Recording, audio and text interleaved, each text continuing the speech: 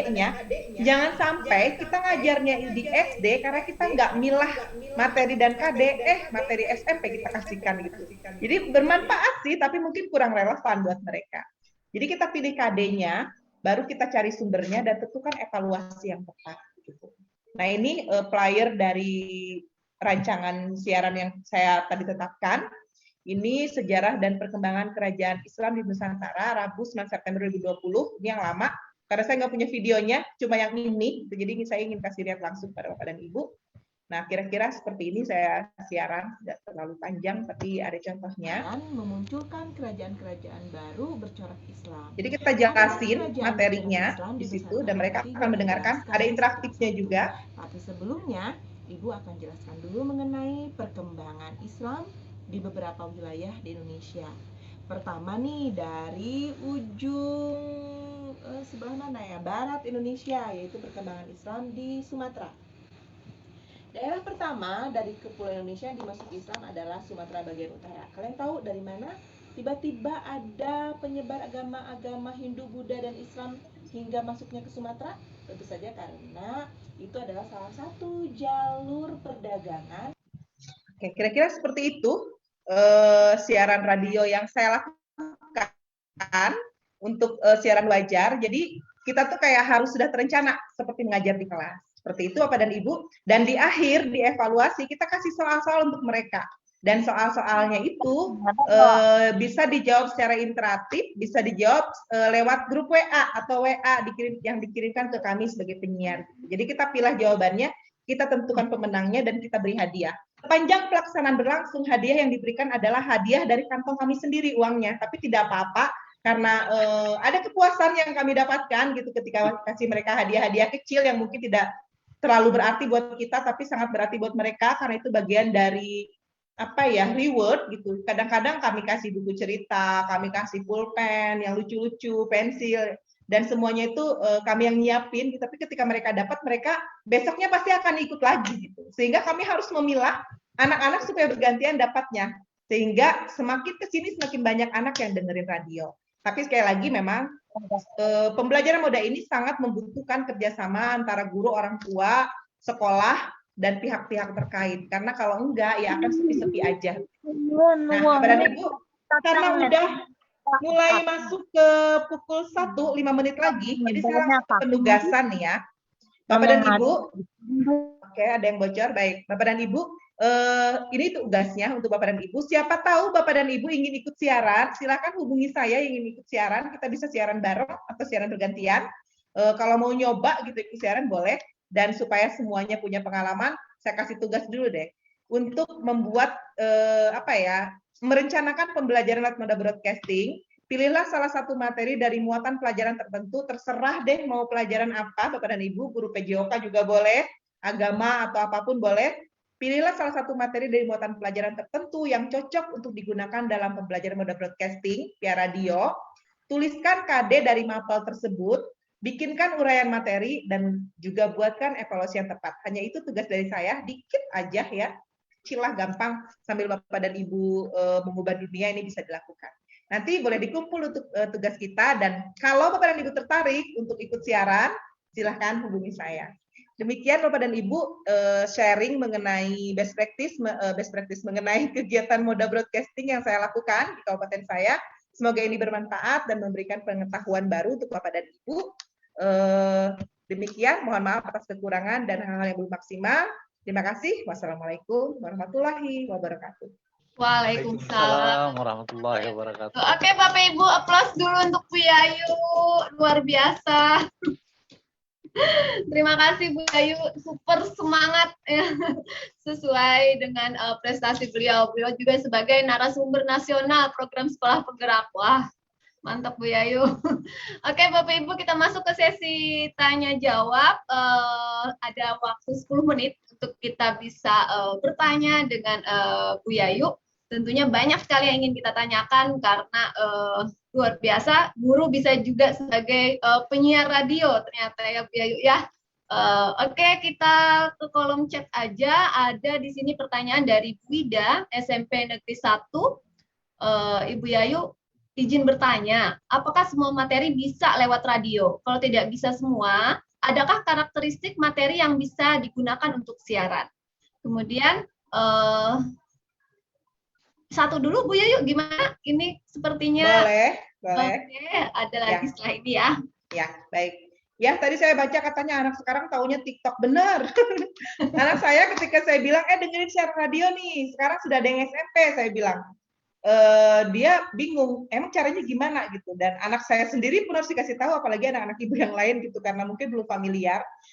Jadi supaya nggak cuma melulu taunya TikTok dan Instagram, Bapak dan Ibu silakan ke Play Store untuk Kabupaten Banjar, ada radio Suara Banjar, tapi kabupaten lain juga bisa dengerin.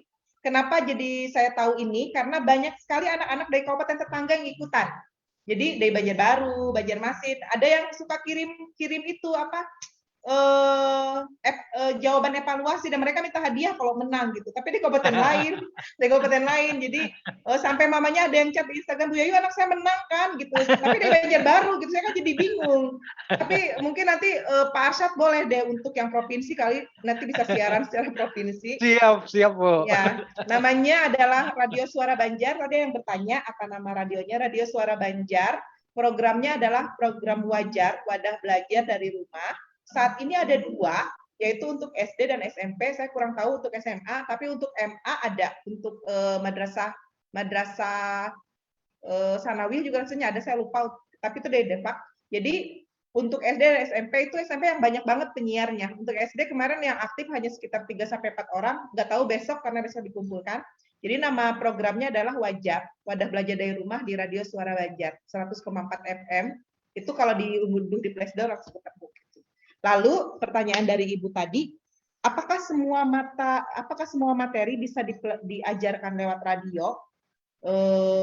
Bagaimana karakteristik? Sebenarnya kalau kita bisa meramu materinya, apapun itu bisa lewat radio. Cuma ya itu tadi, karena sifatnya adalah lebih ke auditori, anak nggak bisa lihat, nggak ada gambar gitu. Jadi kita harus bisa meramu materinya itu supaya anak-anak tetap happy dengerinnya. Dan ini jadi tantangan untuk mata pelajaran matematika gitu, karena matematika kan agak susah kalau cuma didengarkan kan. Sehingga iya kalau kayak bahasa kita kayak bercerita itu oke lah masih bisa. Tapi untuk hal-hal yang sifatnya harus ada bukti teknik cara ngajarin kayak rumus-rumus dan sebagainya, itu gurunya harus pintar-pintar ramu. Tapi bisa gitu.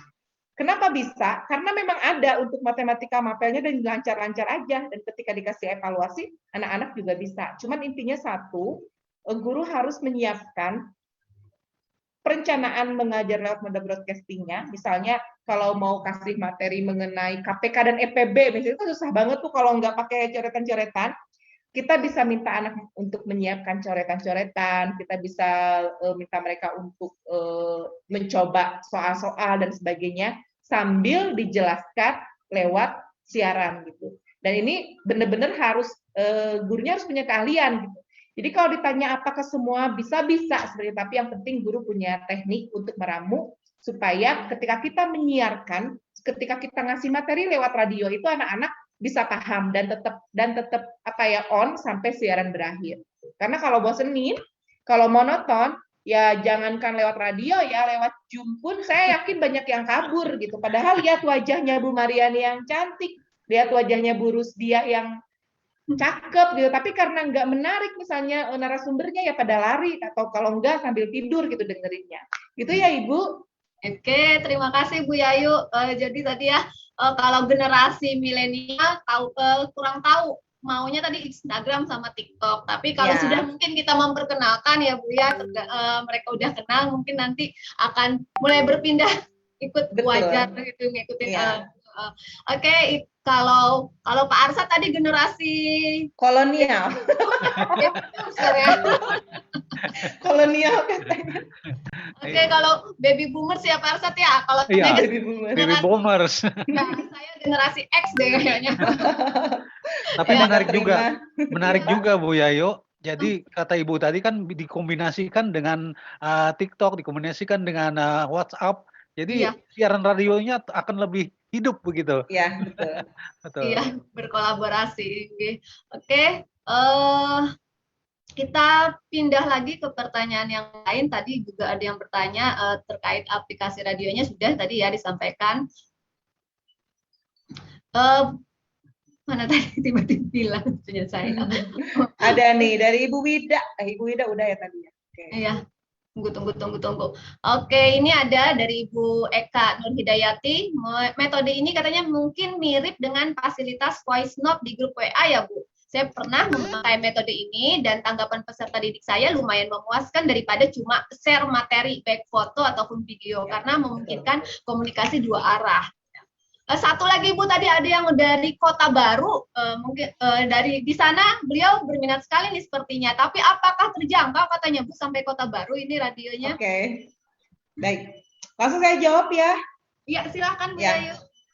Yang pertama, apakah sama dengan voice note? Ibu kayaknya kayak saya deh. Saya kayaknya nggak puas kalau cuma kasih tugas lewat tulisan-tulisan. Kadang-kadang saya kasih tugas lewat video.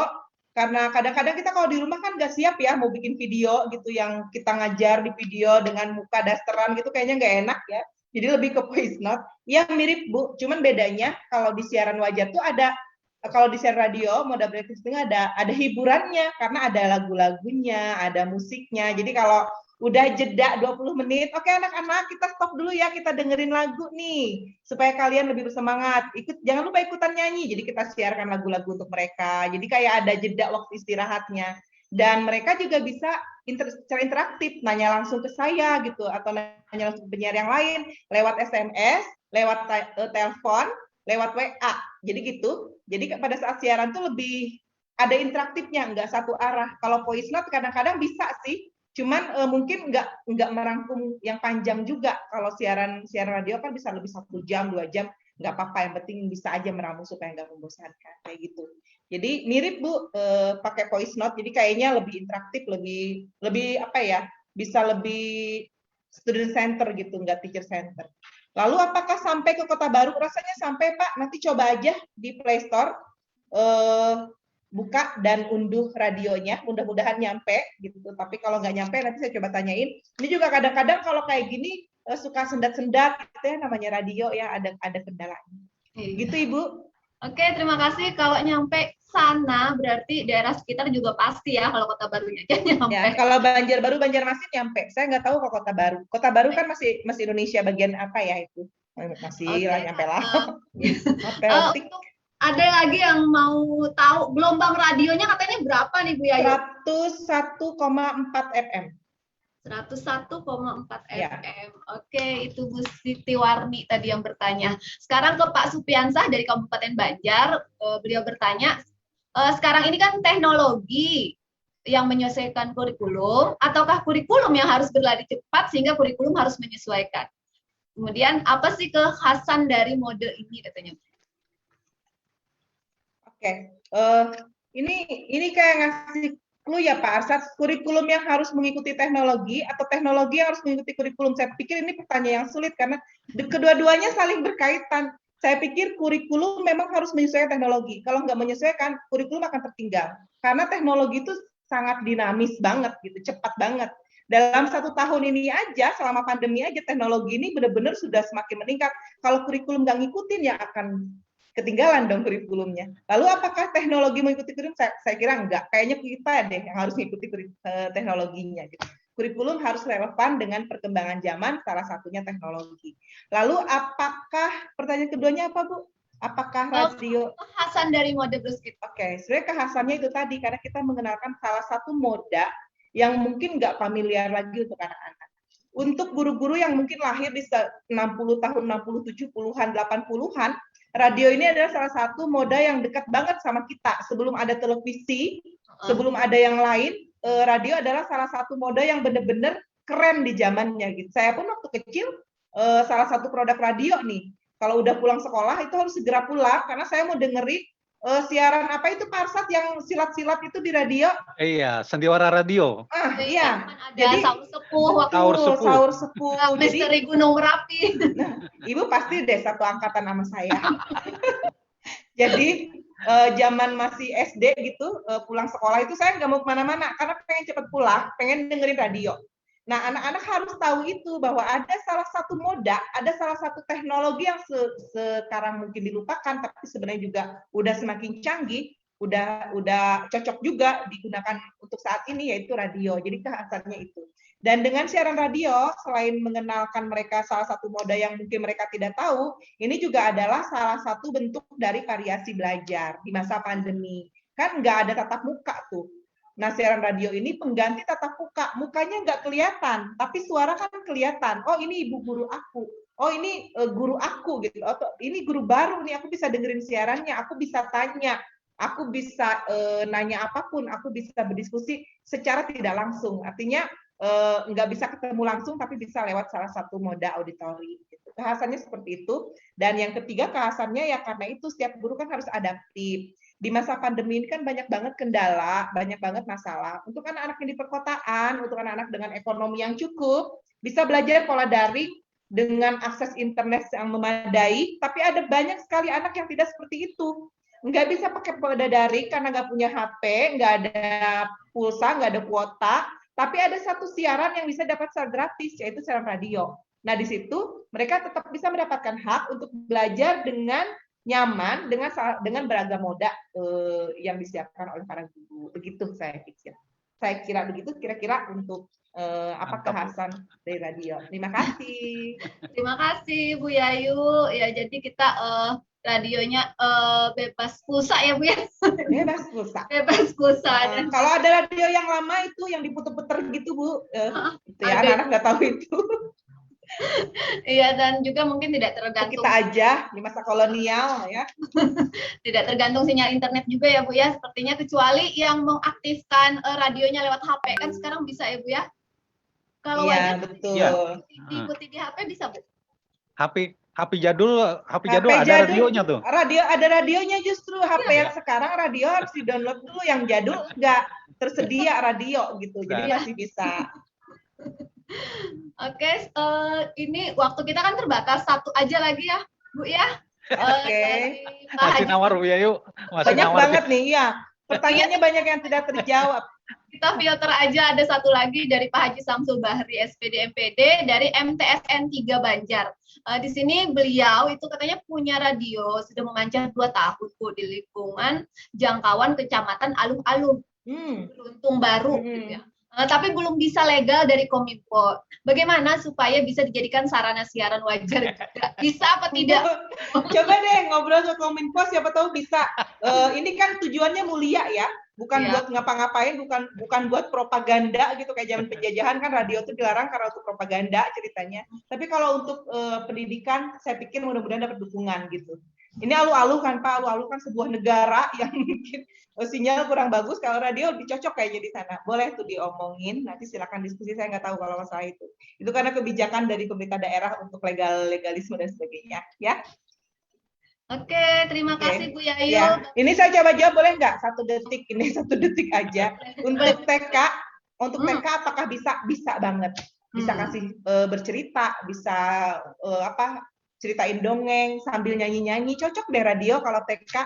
Lagunya bisa menyesuaikan, kita bisa pilih-pilih lagu yang cocok, karena kalau anak dengerin sendiri, kadang-kadang mereka mendengarkan lagu yang nggak sesuai dengan usianya. Tapi kalau siaran radio, kita bisa pilih lagunya, kita bisa pilih iklan-iklannya gitu. Untuk TIK apakah bisa? Bisa. Tapi memang radio ini lebih sifatnya ke teoritis gitu. Lebih ke materi-materi yang bisa dibacakan. Jadi tinggal pilih-pilih aja gitu. Kasihan kalau nggak terjawab, Bu. Baik. Oke, terima kasih Bu Yayu atas ilmu yang luar biasa, sangat bermanfaat bagi kami semua, dan Bapak Ibu semua jangan lupa ya, ada tugas dari Bu Yayu membuat perencanaan pembelajaran lewat moda broadcasting. Oke, saya coba share dulu ya Bu, karena tadi ada yang bertanya apa tugasnya. Jadi tugasnya seperti ini, mudah aja Bapak dan Ibu. Ceritanya Bapak dan Ibu akan menjadi penyiar radio gitu untuk program belajar moda broadcasting. Jadi silakan pian pilih materi apa, mapelnya apa, terserah kelasnya berapa, pilih KD-nya, tentukan materinya, dan evaluasi dari materi yang sudah pian buat. Gitu. Jadi kayak bikin RPP, tapi nggak ada juknis harus pakai tujuan pembelajaran, boleh deh kalau ada tujuannya akan lebih bagus. Tapi tidak perlu sedetail RPP, cuma disuruh untuk bikin perencanaan aja. Seperti itu ya. Oke, terima kasih Bu Yayu. Sama. Mohon maaf ya Bapak Ibu, mungkin ada pertanyaan yang tidak sempat karena kita terkendala waktu, tapi Bu Yayu pasti terbuka deh untuk dikontak. Siap.